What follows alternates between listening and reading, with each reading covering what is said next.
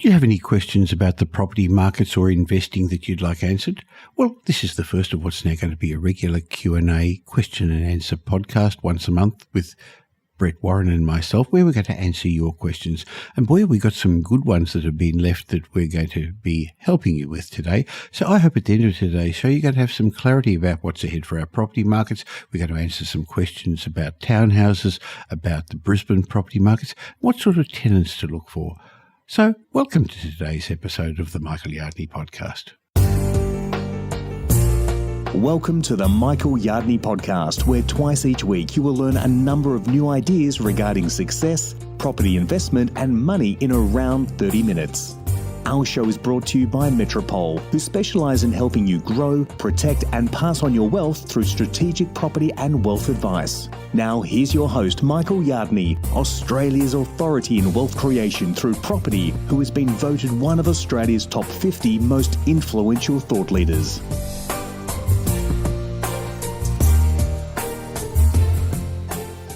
I love these question and answer shows because clearly if these questions are on one person's mind, they're going to be on the mind of a lot of other people. So today we've got a range of questions that I'm going to discuss with my business partner and National Director of Metropole, Brett Warren. I hope by answering these people's questions, it'll help you become a more clear investor. You're going to have some more certainty about what's ahead. Hi, Brett. Hi, Michael. How are you going? Good, thank you. Well, I've got a number of questions, Michael, that have been left on Property Update on our website. We've got a Facebook page as well that we sometimes get some questions from, and I think it'll be an interest to a wide range of listeners. So let's start with the first one, I guess, Michael. Great. It's from Jodie S, and she says, can real estate prices really keep rising considering where they are today?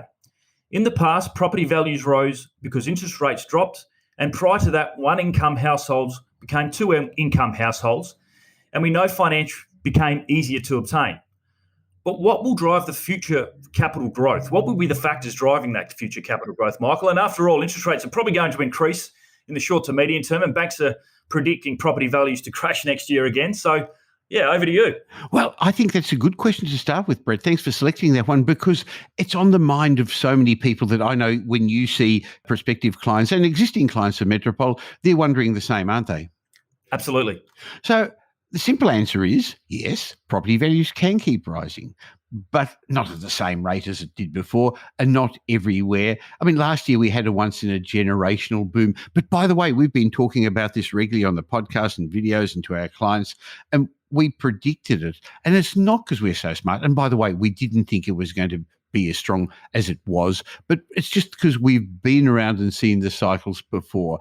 And of course, property prices are notoriously difficult to forecast in the short term because there are so many factors involved. On the other hand, if you look at the long term, and I'll talk about that in a moment, there's lots of things underpinning long-term property values, but I can't see any factors in the short term that are going to create a downturn that some of the banks, some of the commentators, some of the ones who I know I respect, and I still respect them, I just think these particular suggestions they're making are wrong.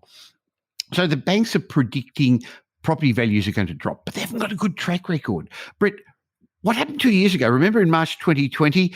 What did they say was going to happen when the coronavirus came in? Well, I think we were going to lose anywhere from 20 to 50% of our house values, Michael. Weren't we? And look, didn't happen, didn't come true. And then just a year ago, the same economists who say we're going to have a crash next year, they came late to the party. You and your team on the ground, we knew, anyone really in the market knew the property market moved in October 2020, and they didn't realise till 2021, middle of 2021, that the market was on the way up, and they they underestimated the resilience and the strength of our property markets.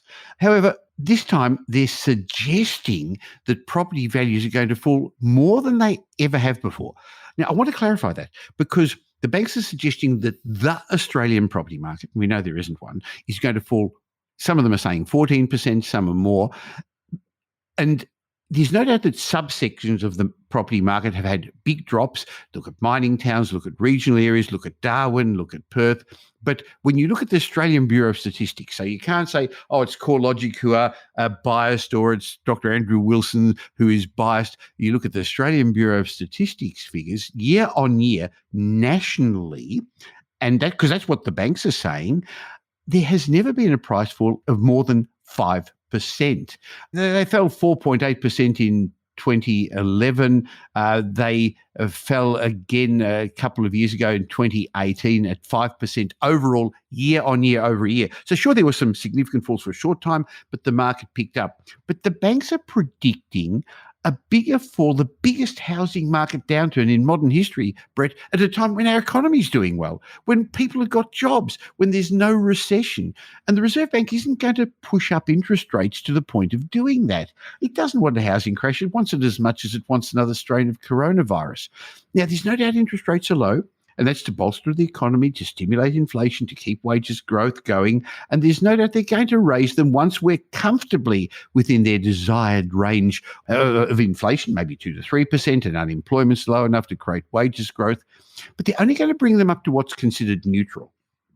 Brett, I think what's happening is that the economists are working on an old set of books, an old set of figures where they think neutral interest rates are going to be higher than they probably need to be, because the Reserve Bank's only going to bring up rates, and I hope slowly, to slow down inflation a bit. And as soon as it sees it's being done, they're going to stop raising rates, so they don't have to keep pushing them up, and they definitely don't want defaults. But I think what people are forgetting, Brett, is in general, households are richer than they've ever been, and they've got more equity in their homes than they've ever been. And the fact that the low interest rates have allowed a lot of Aussie households to pay off their mortgages, the suggestion is that the majority of homes are 3 to 4 months ahead in their mortgage payments. And we know the banks have been stricter, that they've actually got those lending criteria where you've got to be able to withstand a 2 or 3% interest rate rise. And we know our economy's bounding along, and we're not going to be losing jobs. People are not going to be out of jobs, so they're going to be able to keep their mortgages. Their wages are going to go up. The rents are going to go up. Brett, why would a property market crash? It's an interesting thing, isn't it? There's so many different variables, but it's all about interest rates and inflation at the moment. And there's many other different factors. I listened to Dr. Andrew Wilson and yourself talking about wages growth that isn't really happening at the moment. There's a lot of other key factors as well. So it does seem to be a big push on interest rates at the moment, that's for sure. Sure. Also, forgetting, Michael, that, look, our borders are about to reopen as well. They're potentially another 200,000 people arriving in Australia. Initially they're going to be looking probably to rent to start with, and then they'll look to buy. And new immigrants are generally focused on establishing their careers and building social networks and settling their family into a country when they arrive, rather than buying a property, which is why they rent first. So, rising rents will attract more investors to the market as well. Sure. So rents are going to go up. I think that's one of the trends, but we're seeing that in property management at the moment. At Metropole, we manage properties for clients, over $2 billion worth of clients' properties we look after in Melbourne, Sydney and Brisbane. And our vacancy rates, boy, compared to a year ago during COVID, are very low, aren't they? I know you're very much in touch with what's happening in the Brisbane rental markets. They are. We've never seen the level of demand and the amount of people at open homes. So it's quite incredible. Yeah, and just open the borders and see what happens. So I think that's also going to push up rents for apartments that have languished a little bit. But as you say, the rising rents, and even if interest rates go up 1%, investors are coming back to the market. We actually haven't seen the level of investor inquiry as we're currently seeing for a number of years either. No, and look, starting to replace the first home buyers and starting to build into the market as we speak. Yeah. So, Brett, you and I have been advising clients at Metropole for a long time that when this cycle ends, and we know it's going to eventually, as all cycles do, we're going to end up with a two-tier property market. So this is, again, part of the same answer to the question, what's going to happen to property prices? Yeah, look, Michael, I often hear you say that property investment's a game of finance with a few houses thrown in the middle. So one thing I spoke about recently, a while ago, was that the most important factor this decade for any property investor is wages growth and incomes and things like that as well. So looking for the locations where people may be able to afford to pay a little bit more and prepared to pay a little bit more to live.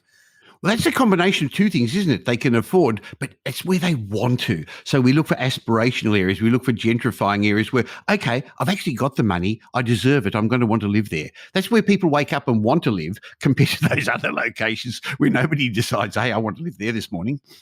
Yeah, it's a key point, and then looking for locations where, like you said, at the moment, people's wages are probably tied to inflation, which is pretty much non-existent. It's starting to rise a little bit.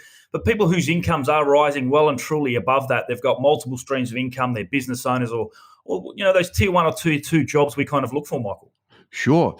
So I think the other big thing is that moving forward, people have reevaluated how they want to live and in what sort of locations they want to live. Gone are the days when home was just where you rested your head. It really was now, for most people, a blended work style, isn't it? Where you work from home and also from the office. Yeah, it certainly is. And the lockdowns and COVID-19 environment has pretty much taught us the importance of neighbourhood we live in. And Michael, we spoke briefly, you've talked a lot about the third place. Maybe it's a gym or a park or a beach or, a religious venue or something like that. And we've kind of been and had to go without that. But I guess, looking back at areas that have that walkability, are walking distance to good shops and coffee shops and restaurants and amenities, maybe a great park or a gym or something where they've actually had the ability to get out of that headspace of being locked down and spend a bit of time. It's becoming more and more valuable. Definitely. Okay, that's owner-occupiers, but why should investors, and a lot of people listening to this podcast are investors, why should they choose that same sort of neighbourhood? Yeah, that's a great question, isn't it? Property investors always look for something a little bit different to analyse, and they probably should just start with trends and big majority trends that owner-occupiers and people like this are willing to do. At the end of the day, Michael, it all really comes down to capital growth. And we know that capital growth is critical for investment success.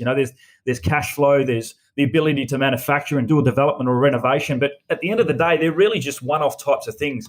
They're not going to change your life or circumstance. They're not going to create longer-term sustainable wealth. And this is the key, because we know that 80% of property's performance is dependent on the location and its neighbourhood. And I always talk to our clients, if they don't like the pink bathroom or the 70s kitchen, well, that's actually a good thing, because we can change that, but we can't change where the property's located. Yeah.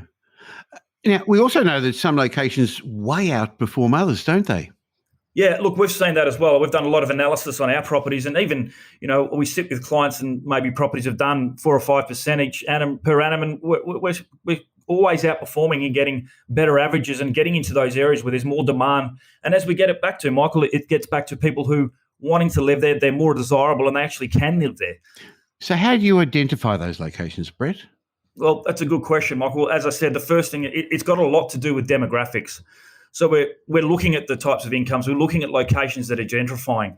We're looking for the older retirees and the socioeconomic housing who are moving out of those areas, and the areas where young aspirational people are moving in, and affluent people who want to live well and live close to these types of locations. One of the key things that we do look for is a great little website there called walkscore.com.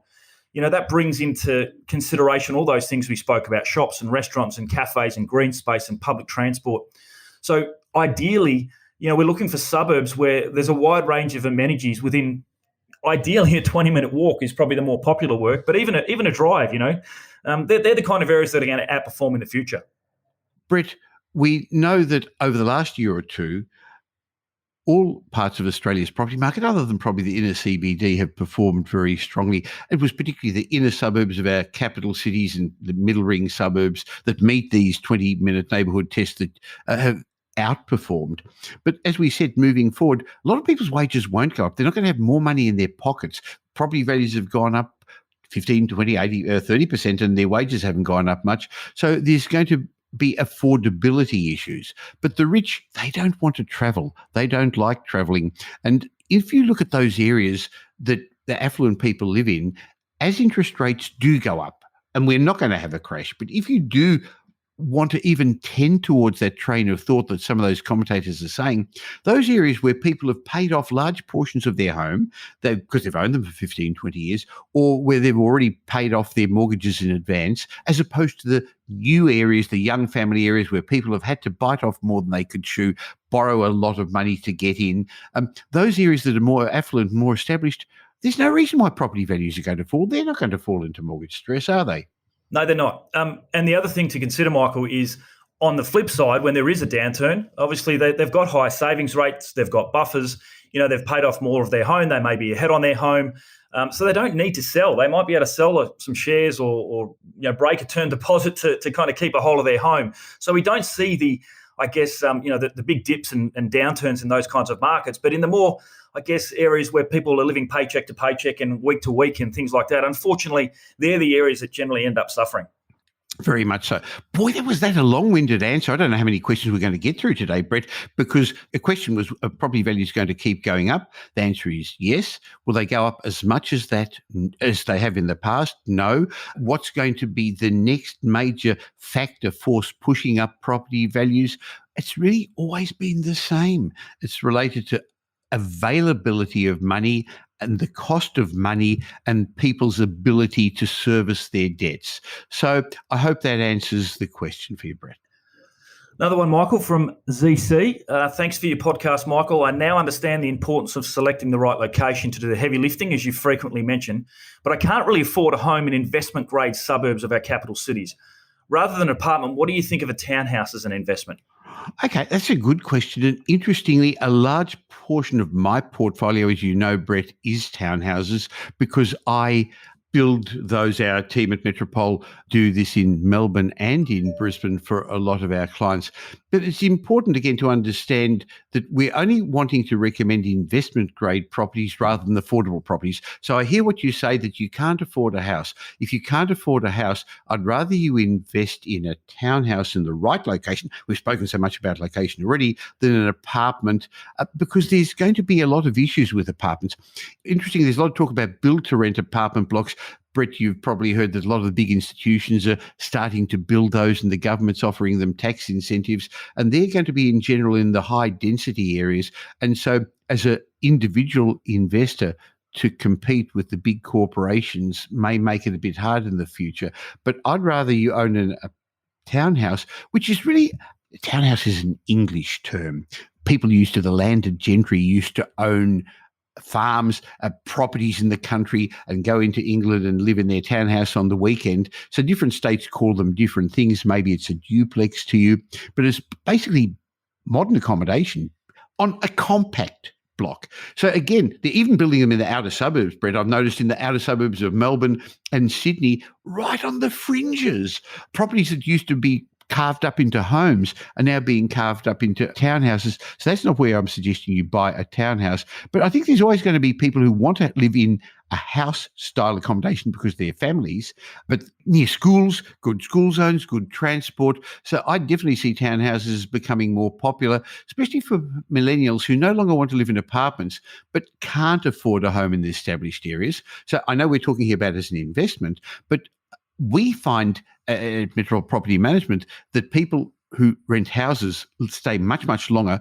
tenancies because that's their home to apartments. And townhouses perform very similarly and similarly have capital growth equivalent to houses in the area because they provide size, they provide the privacy of a home, they provide the outdoor space. It's just a compact block. And if you're in that 20-minute neighbourhood like you talked about, Brett, okay, you can't kick a football in your backyard, you can't play cricket in your backyard, but you just go down the end of the street or around the corner and then all of a sudden you've got the park.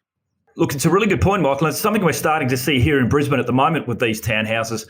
You know, a while ago they haven't performed as strongly, but now, you know, rather than going out to those outer areas where you don't have that 20-minute neighbourhood and everything's too far away, there's no public transport, there's no lifestyle precincts and places to go to, they're moving inward. They're coming into these 20-minute neighbourhoods where there's high walkability. They get to work quicker. Sure, there's a small courtyard, low maintenance, and there's a lot of positives. So, again, it is the right type of investment in the right location, as we keep stating. Back to the old thing, location, isn't it? Yes, Brett, I'm really glad that Brisbane's caught up. You haven't caught up with apartment living yet.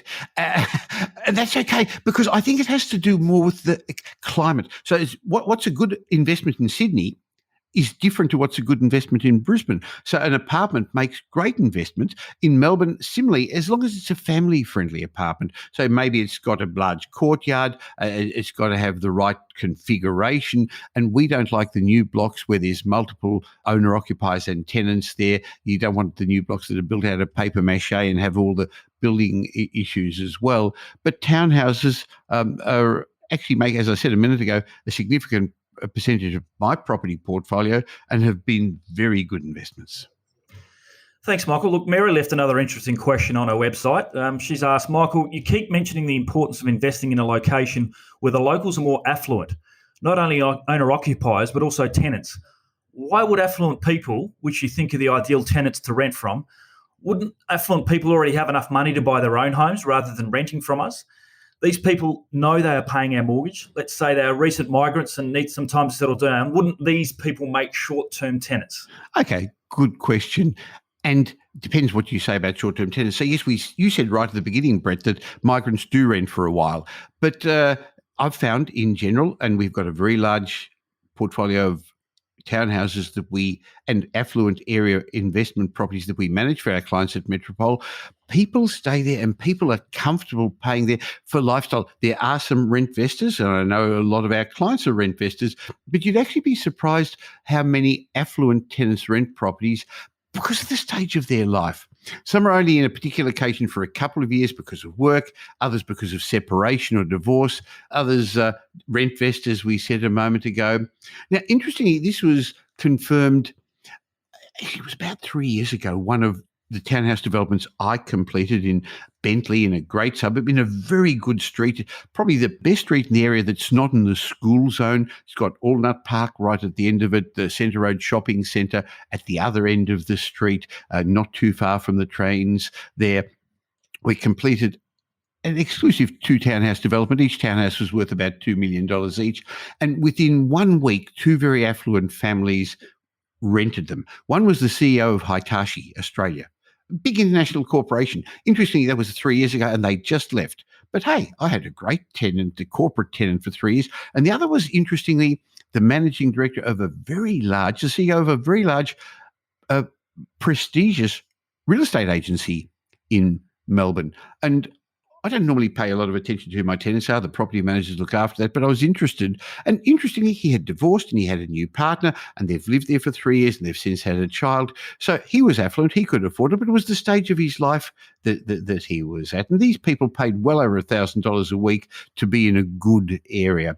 So no, I stand by my suggestion, Mary, that affluent tenants are the right sort of people to invest for. And there's a reason why. In the future, your income is going to be totally dependent upon your tenant's ability to pay you rent and pay you higher increasing rent. Not now, but in 20, 30 years' time, 15 years' time, when you eventually stop working and you're living off your property portfolio. And that's why we need to invest in areas where people are going to be more affluent and going to be able to pay more rent, as opposed to the outer suburbs. And it's not a judge of people, but in the more working class blue collar areas, Brett, I find it going to be difficult for people to actually keep up their rents.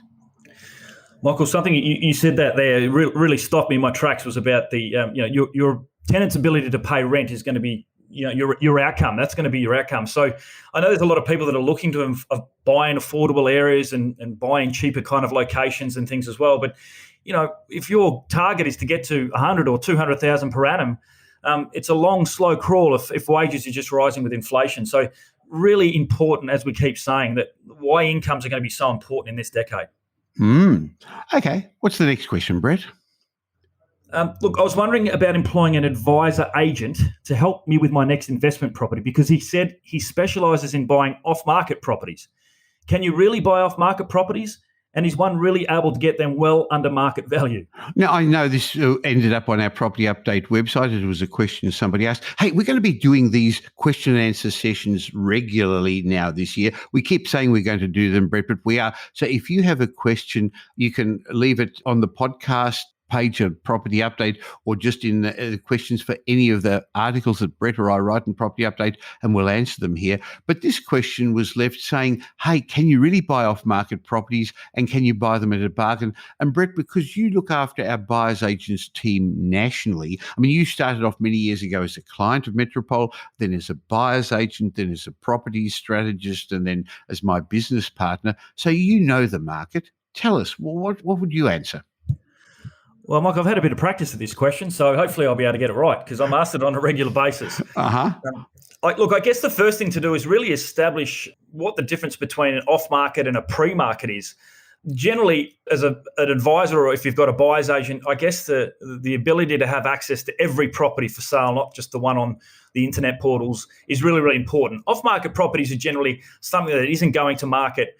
Perhaps we've got a messy divorce, or someone who wants a private or silent sale. Maybe there's a little old lady who doesn't want people coming through her house.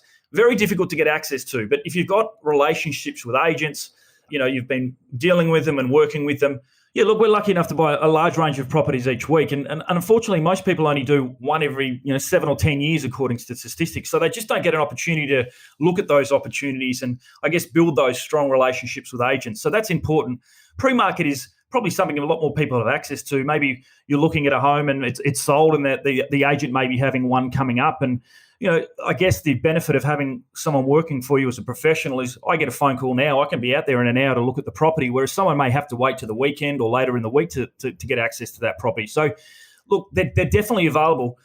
In some cases, Michael, I know a lot of our buyers agents, probably half of the properties they get are off market. I know some of the guys in Melbourne, particularly David, it's 80%, isn't it? David and Bryce are probably up around 80%, which is quite extraordinary, isn't it? But there's a reason why. If people understand how estate agents work, what they do is they list a property, they go to Mr. and Mrs. Smith's home and they sign it up, and then there's a period of time before it gets on the internet. They've got to take the photos and do the floor plans and do the pictures, and they've actually put in the budget $25,000, $30,000 for advertising and marketing. And so what they do is they want to make a commission, estate agents, and that's their job, to get the best price for their client. But before they let everyone else in the office know about it and have to split the commission, they're going to ring their A clients, the people on their speed dial in their favourites on their iPhone or Samsung. And so they'll ring their A clients first, and then they'll ring their B clients. And then eventually, after a few days, they've got to tell the other people in the office who are going to ring their A and B clients. But these agents are often going to want to sell their properties quickly, especially today when they're so busy anyway. Now, I'm not saying they're doing the wrong thing by their clients. They're getting them a good deal. But if I was to sell a property today, you can't sell a secret. I'd put it up for auction because I want the widest potential range of buyers there, emotional buyers pushing the properties up. But there's no doubt that there are off-market. But Brett, if somebody says you can get a bargain well below market value in today's informed marketplace, because sellers are informed, that would raise real red flags with me. Yeah, massive red flags for me. If one of my buyers agents come and said they could get something 50 grand under market value, my first question would be, what's wrong with it? Where is it? Exactly, yeah. So it's a massive issue. I think we believe that 99% of blue chip properties, A-grade homes, investment grade properties at the moment are selling above what we would call intrinsic value, above what we think is going to happen. At the moment, agents got lots of properties for sale. Vendors know what the place down the street went for. They're not going to sell for $10,000 less than the one down the street went for. They're at the moment testing the market, putting their properties on the market, trying to get even more for it. But if it's the right property, our spreadsheets show I'd rather pay 5% more for the right property today, knowing it's going to go up at, I'm making up a figure, 8% per annum, rather than get a $50,000 discount on a property that only goes up 6% per annum, knowing that the other one that you paid more for is a one-off extra payment, but you're going to do better forever because you'll have a good asset, while the one-off bargain is going to never make up for the capital growth you'll get out of an outperforming investment grade property.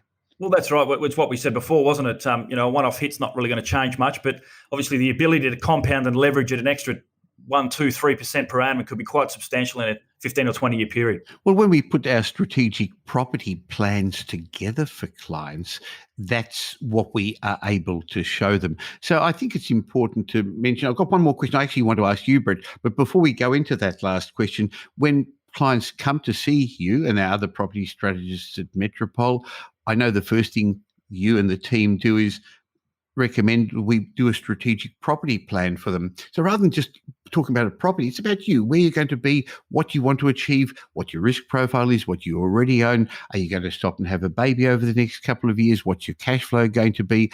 And then once we've built you a plan, we will then help you implement the plan by using our buyer's agency services. But because we've got no properties to sell, interestingly, our recommendations are not interestingly, importantly, they're unbiased. And what that means is sometimes, I know, Brett, you've actually said to people, don't buy yet, you're not ready yet, save up a little bit more. Most definitely. Look, it is I guess people come to us expecting a very shallow conversation about a property or an area or something like that. But we have to get very much deeper. We have to follow a system and a process that's been proven and known for a long, long time. It starts out with the end in mind and working backwards and reverse engineering and really getting to understand all those critical factors, as you mentioned, before we do then execute that strategy. I think that's a great point, that the process that we've got, the framework we've got, has allowed our clients to outperform the averages. An audit of our clients a couple of years ago showed that they're 7.3 times more likely to own 6 or more properties than the average investor. We know there's only 20-odd thousand investors in Australia who own 6 or more properties, and many of them own properties that are, well, we call not investment grade properties even. So at times like this, where the uncertainty is starting to creep in, where you can't count on the market doing the heavy lifting, I think it's important, it's critical to have a framework that's proven over multiple cycles. So if you're interested in getting Brett's team and my team on your side, go to metropole.com.au, find out about what we do, leave us your details. And Brett, would you be happy to have a chat with these people? Always, yeah. One of my favourite things to do. Great. Now, I'm going to give you the other favourite thing to do, Brett. I'd like to talk about Brisbane, because this is a question, rather than a specific question that we've had on the website, it's actually one we've had multiple times by lots of people saying, why should I believe you now? For a long time, we've said it's Brisbane's turn, not just us, a lot of commentators. And while Brisbane's done okay, and our clients who've invested in Brisbane have outperformed the averages because we haven't invested in Brisbane. We've invested in specific locations in Brisbane. But why would you suggest that now one should look at Brisbane? Why is it going to be Brisbane's time in the sun? Yes, Michael, it has been a bit of a broken record, hasn't it, over the years, and many people coming out and predicting. But I guess that, again, it's been a fairly shallow observation. It's been the it's time factor. It has to happen eventually, and it will happen eventually, but it just hasn't. And if you're digging below the surface and getting a little bit deeper, I believe it comes down to a number of things. And the two ingredients that I see are, jobs creation, and the second one is migration. So if we rewind 10 or so years ago, we come through the GFC like everyone kind of did. Unfortunately, Brisbane had a series of events. We had, obviously, the floods in 2011 that, knocked our economy for 6. We had a lot of natural disasters and cyclones to the north of our state. We also had a mining downturn. And Queensland's economy to the north is very much linked to mining in some aspects. So there was no jobs being created. I remember there being huge floors of office space taken up from back office staff and the executives of those mining companies that left town, and there was just no jobs being created. There's very, very little jobs for the last decade, to be honest. Michael, we always joke, I always think Brisbane's the best place to live, obviously, but if you can't get a job and you can't trade where you're living for a better lifestyle, better job, better income, people aren't going to make that jump and make that shift. But that started to change probably in the last 2 to 3 years, and why we're getting a lot more people moving to Brisbane, simply because there's a lot more jobs being created. So it's not just retirees and old people. No. Look, it certainly is around the Sunshine Coast and the Gold Coast, because those people can sell in Sydney and Melbourne for $2, $3, $4 million and get something up here with $1 million and have $1 million left over. So it's a great lifestyle. But they're not the type of people that drive property markets. It's those tier 1 and tier 2 jobs that are now being created. We have 50,000 jobs alone between the CBD and the airport upgrade. Most people won't know we've had an airport upgrade because no one can fly at the moment. I'm going to do that in March. I'm coming. Yeah, I'm coming. You might land on that new runway, Michael. So, international borders haven't opened yet. That's a huge jobs creation hub there. We've got massive projects like the Cross River Rail. We've got the Queen's Wharf project. All those kinds of things are creating a massive amount of jobs and a huge amount of infrastructure that are bringing people to do that. And I know that's probably going to be happening for the next 2 or 3 years. And I know there was a question mark after what happens after that period, and that was one of the question marks I put on the Gold Coast after the Commonwealth Games. There was nothing there to kind of take its place and keep building once we get through that. But now Brisbane's obviously been announced as having the Olympics. So I think that'll kick off another round of, building an infrastructure and bringing people to Brisbane, putting them on the map and getting those tier 1 and tier 2 jobs so people can take up those opportunities. I agree with you. In the past, a lot of people, once they'd finished university, got a good degree, they'd go to Sydney or Melbourne for the high-paying job. So there was a knowledge exodus from Brisbane. Well, at the moment, nobody's going from Brisbane to Sydney and Melbourne because we've had worse cases of COVID than you have over the last couple of years. But the jobs are coming there. The other thing I like is that you're building the infrastructure a little bit before it's needed. You did that years ago with the tunnels, and now the infrastructure's starting to creak a little bit, but your government is planning for the future, which is great. Look, I've got to disclose that your team bought a development site for me last year that we're now about to start building too. I'm putting my money in Brisbane. I know you're doing a big investment in Brisbane just shortly too. We spoke about that. We're not saying it's the only place to invest, but I believe it's going to probably outperform the other areas. So for the next year or two, but you can't compare the Brisbane market to the Melbourne or Sydney market. We've had other podcasts before. You can't come in with the same criteria. Where you'd invest in Brisbane is different to where you'd invest in Melbourne and Sydney. The sort of properties you would invest in Brisbane are different. What are some of the mistakes you're seeing? Because I'm hearing of people buying sight unseen or using buyer's agents that fly in and fly out. That's scary to me. Oh, amazing. Yeah, look, I guess the first thing is that the Brisbane doesn't have the urban sprawl of a Sydney or Melbourne.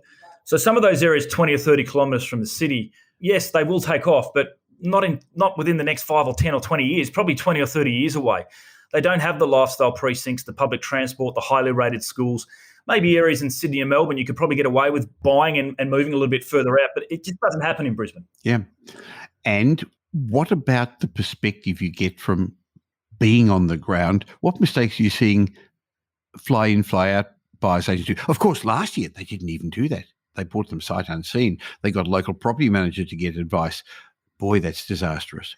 Isn't it amazing the amount of money people are spending and that's happening? It's quite, yeah. Hey, do you remember that auction we went to, for me, where the competition for me was the selling agent on the phone to a buyer's agent in Melbourne for his client there. So the client hadn't seen the property. The buyer's agent hadn't seen the property. He entrusted the guy selling it to bid for him against me. Now, I had deeper pockets than the other guy, but I wasn't going to be stupid and pay those sort of prices. It was shortly after the gentleman fell down the stairs, wasn't it, Michael? And the staircase broke. So. Exactly. And they wouldn't have seen that.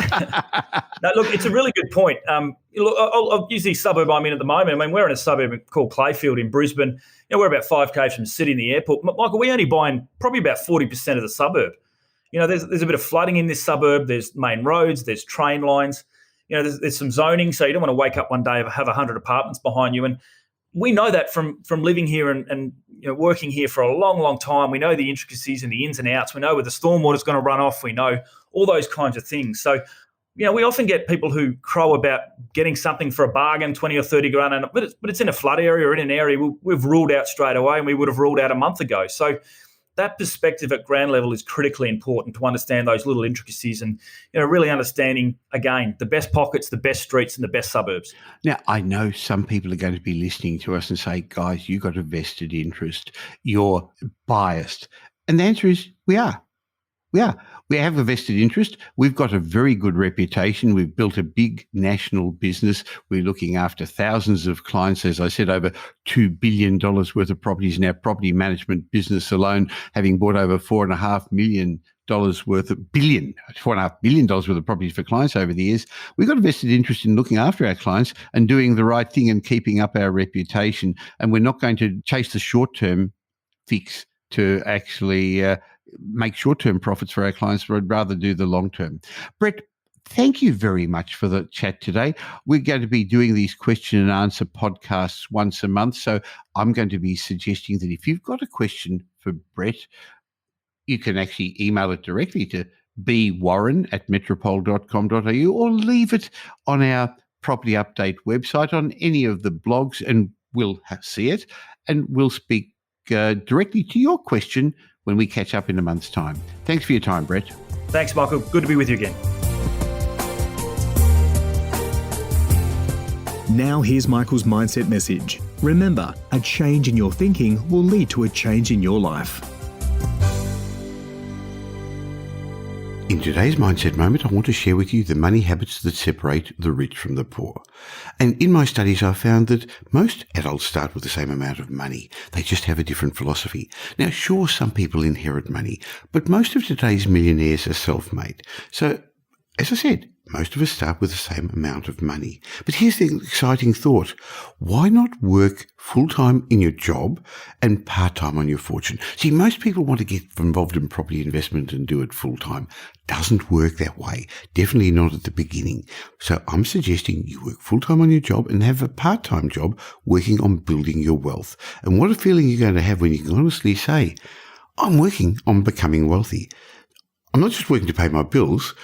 When you have a wealth plan, when you have a strategy to get to where you want to go, you're going to be so motivated, you're going to have a hard time going to bed at night because you're going to be so excited that you're working to build wealth for your long-term future, for your financial independence. So indulge me for a moment because I'd like to share with you a simple formula for creating wealth. Here's my thoughts on how the money that you earn should be allocated. And it's what I've learned from one of my mentors, Jim Rowan, who taught me the 70-30 rule, that after you pay your fair share of taxes, you've got to learn to live on 70% of your after-tax income. So they're the necessities in life that you've got to spend money on. But then it's really, really important to look at how you allocate that remaining 30%. And I'm going to propose you allocate it in the following way. I think 30% of the 30%, about 10% of your income, should go to charity. In my mind, charity is a way of giving back to the community and helping those who need assistance. I believe contributing about 10% of your after-tax income is a good amount to strive for. Now, I believe it's also something you've got to learn early because it's easy to do when the amounts are small. It's pretty easy to give $10 when you've got $100. It's considerably harder to give $100,000 when you earn $1 million. Oh, you're probably thinking, if I had $1 million, I'd have no trouble giving away $100,000 to charity. I'm not so sure. $100,000 seems like a lot of money. But if you start early to develop the habit before the big money comes your way, you're very likely to continue it on later in life. That's one of the things wealthy people do that the average person doesn't see they do, and they think wealthy people are greedy and don't look after the community. Many of them do.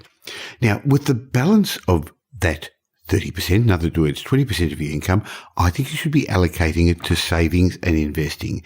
It's one of the most exciting parts of your wealth plan because it's going to give you peace of mind knowing that you're preparing for the winters of your life. So that's one of the big differences between the rich and the poor. Poor people spend their money and save what's left, while rich people save their money and spend what's left.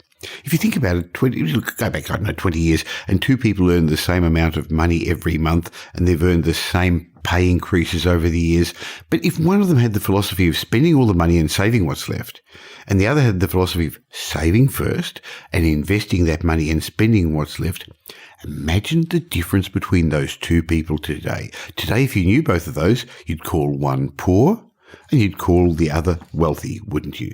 So, remember, spend 70% of what you earn on your day-to-day living, what you keep after tax on your day-to-day living, 10% to charity, and the balance you save. And when you've got sufficient savings, then you start investing it in growth assets so that over time you're then going to use the magic of compounding and leverage and time. Day by day, week by week, the results are hardly noticeable. But in 5 years' time, the differences are going to be pronounced. And at the end of 10 years, the difference is going to be dramatic. So, as I said, the rich and the poor all start with the same amount of money. They just have a different philosophy. I hope you enjoyed my question and answer session with Brett today, and it got you thinking a little bit about property. And if you got some benefit from it and you know somebody else who'd like to know the answer to their questions, please tell them about the Michael Yardney podcast. It would be doing me a real favour to spread the word. We have thousands of new subscribers every month. I can see the numbers increasing. I'm very proud of the community that we're building. So tell somebody about the Michael Yardney podcast, or just tell the world by leaving a review. If you want to catch me in between these podcasts, just look for Michael Yardney on social media, or join our private Facebook group where you'll catch up with Brett and me. Go to Facebook and look for the Property Update private Facebook group. You can leave us your questions there as well. I'll be back again real soon. In the meantime, have a great week. Make it a great week. Thanks for listening to this episode of the Michael Yardney podcast, which was brought to you by Metropole, who help their clients grow, protect, and pass on their wealth through strategic property and wealth advice. If you like what you heard and don't already subscribe, you'll find us on iTunes or on your favourite Android app as the Michael Yardney Podcast. Watch out for our next show, which comes to you twice a week, and you'll learn some new ideas about property investment, success and money in around 30 minutes. To get more of Michael's thoughts, go across to www.propertyupdate.com.au and sign up for his daily morning briefing, and you'll hear from not only Michael but a group of leading property success and money experts. And just a reminder that the information you heard in this show today is general educational advice and not specific investment advice, as we don't know your personal circumstances. If you're looking for specific advice, why not ask the team at Metropole to help you?